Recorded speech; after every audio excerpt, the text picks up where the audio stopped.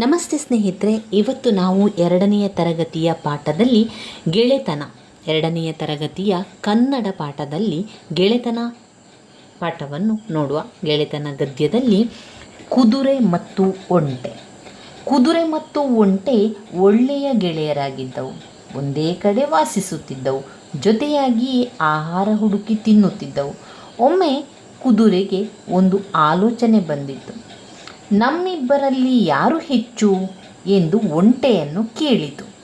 ಅದಕ್ಕೆ ಒಂಟೆ, ಕುದುರೆಯಣ್ಣ, ನಾವಿಬ್ಬರು ಸಮಾನರು ಅಲ್ಲವೇ ಎಂದು ಹೇಳಿತು.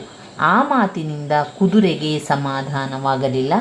ಆಗ ಅದು, ಆನೆಯಣ್ಣ ಅಲ್ಲಿದ್ದಾನೆ, ಅವನನ್ನೇ ಕೇಳೋಣ ಬಾ ಎಂದು ಒಂಟೆ ಒಪ್ಪಿಕೊಂಡಿತು. ಅವು ಆನೆಯ ಬಳಿಗೆ ಹೋದವು. ಕುದುರೆಯು, ಆನೆಯಣ್ಣ, ನಮ್ಮಿಬ್ಬರಲ್ಲಿ ಯಾರು ಹೆಚ್ಚು ಎಂದು ನೀನು ಹೇಳಬೇಕು ಎಂದು ಕೇಳಿತು. ಆನೆಯು ಸ್ವಲ್ಪ ಹೊತ್ತು ಯೋಚಿಸಿ, ತಮ್ಮಂದಿರ, ಯಾರು ಹೆಚ್ಚು ಎಂದು ಸುಮ್ಮನೆ ಹೇಳುವುದು ಸರಿಯಲ್ಲ. ನಿಮ್ಮಿಬ್ಬರಿಗೂ ಓಟದ ಸ್ಪರ್ಧೆ ಏರ್ಪಡಿಸೋಣ. ಆದರೆ ಸ್ಪರ್ಧೆಯು 2 ಸಲ ಇರಲಿ, ಅನಂತರ ತೀರ್ಮಾನಿಸೋಣ ಎಂಬ ಸಲಹೆಯನ್ನು ನೀಡಿ ಸ್ನೇಹಿತರಿಬ್ಬರು ಒಪ್ಪಿಕೊಂಡರು. ಆನೆಯು ಸ್ಪರ್ಧೆಯ ಜಾಗ ಮತ್ತು ಸಮಯವನ್ನು ನಿರ್ಧರಿಸಿತು. ನೀವು ಈ ಬೇವಿನ ಮರದಿಂದ ಆರಂಭಿಸಿ ಆ ಕೊಳದವರೆಗೆ ಓಡಿ, ನಾನು ಕೊಳದ ಹತ್ತಿರ ಇರುತ್ತೇನೆ ಎಂಬ ಸೂಚನೆಯನ್ನು ನೀಡಿತು.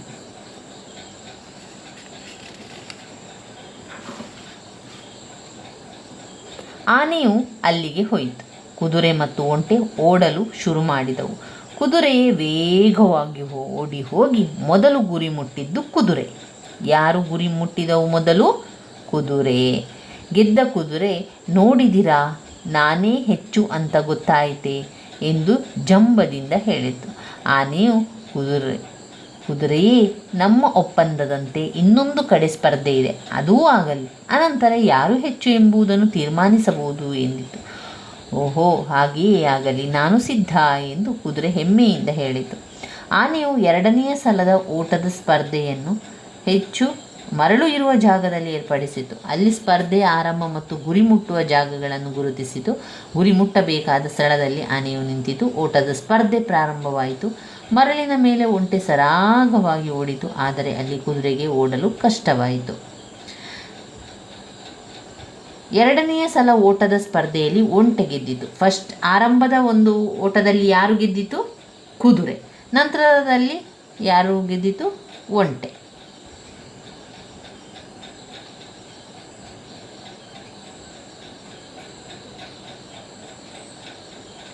2ನೆಯ ಸಲ ಓಟದ ಸ್ಪರ್ಧೆಯಲ್ಲಿ ಒಂಟೆ ಗೆದ್ದಿತು. ಆಗ ಸೋತ ಕುದುರೆಗೆ ತನ್ನ ತಪ್ಪಿನ ಅರಿವಾಯಿತು. ಆನೆ ಮತ್ತು ಒಂಟೆಯ ಹತ್ತಿರ ಕ್ಷಮೆ ಕೇಳಿತು.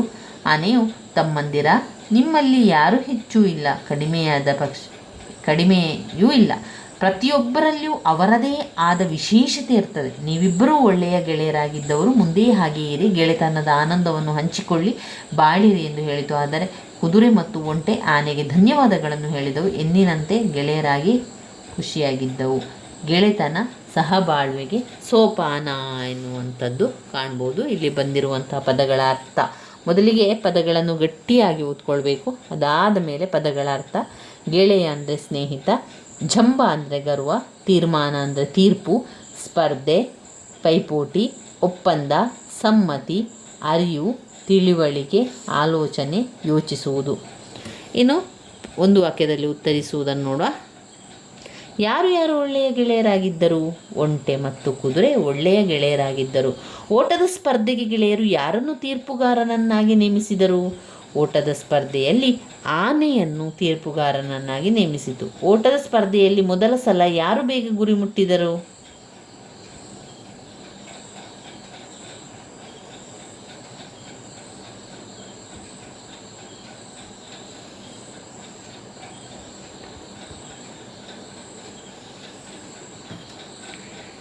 ಓಟದ ಸ್ಪರ್ಧೆಗೆ ಗೆಳೆಯರು ಯಾರನ್ನು ತೀರ್ಪುಗಾರನನ್ನಾಗಿ ನೇಮಿಸಿದವು? ಓಟದ ಸ್ಪರ್ಧೆಗೆ ಗೆಳೆಯರು ಆನೆಯನ್ನು ತೀರ್ಪುಗಾರನನ್ನಾಗಿ ನೇಮಿಸಿದವು. ಓಟದ ಸ್ಪರ್ಧೆಯಲ್ಲಿ ಮೊದಲ ಸಲ ಯಾರು ಬೇಗ ಗುರಿ ಮುಟ್ಟಿದರು? ಓಟದ ಸ್ಪರ್ಧೆಯಲ್ಲಿ ಮೊದಲು ಕುದುರೆ ಮುನ್ನಡೆಯಿತು. ಆನೆಯು 2ನೇ ಸಲ ಓಟದಾಟವನ್ನು ಎಲ್ಲಿ ಏರ್ಪಡಿಸಿತು? ಮರಳು ಇರುವ ಜಾಗದಲ್ಲಿ ಏರ್ಪಡಿಸಿತು. ನಾವಿಬ್ಬರು ಸಮಾನರು ಅಲ್ಲವೇ? ಯಾರು ಹೇಳಿದರು ಈ ಮಾತನ್ನು? ಈ ಮಾತನ್ನು ಒಂಟೆ ಹೇಳಿತು. ಯಾರಿಗೆ ಹೇಳಿತು? ಕುದುರೆಗೆ ಹೇಳಿತು. ಆನೆಯಣ್ಣ ಅಲ್ಲಿದ್ದಾನೆ, ಅವನನ್ನೇ ಕೇಳೋಣ ಬಾ.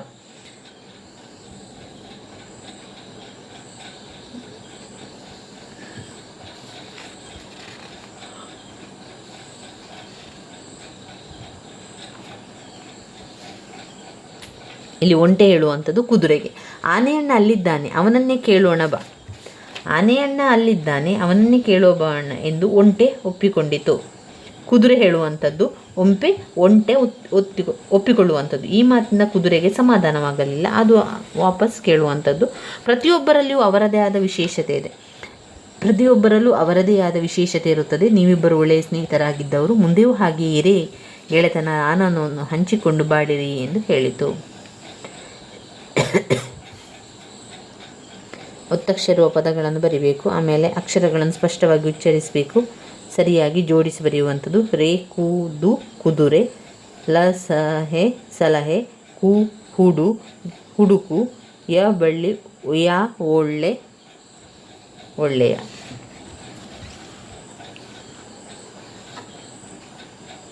ತಾಯಿಗಿಂತ ಬಂಧುವಿಲ್ಲ, ಉಪ್ಪಿಗಿಂತ ರುಚಿ ಇಲ್ಲ, ಮೂರ್ತಿ ಚಿಕ್ಕದಾದರೂ ಕೀರ್ತಿ ದೊಡ್ಡದು. ಇವಿಷ್ಟು ಗೆಳೆತನ ಪಾಠದಲ್ಲಿ ಬಂದಿರುವಂಥ ವಿಚಾರಗಳಾಗಿದೆ. ಇನ್ನು ನಾವು ಮುಂದಿನ ವಿಡಿಯೋದಲ್ಲಿ ಕೆಂಪೇಗೌಡರ ಕನಸು ಗದ್ಯವನ್ನು ತಿಳ್ಕೊಳ್ಳುವ ಸ್ನೇಹಿತರೆ.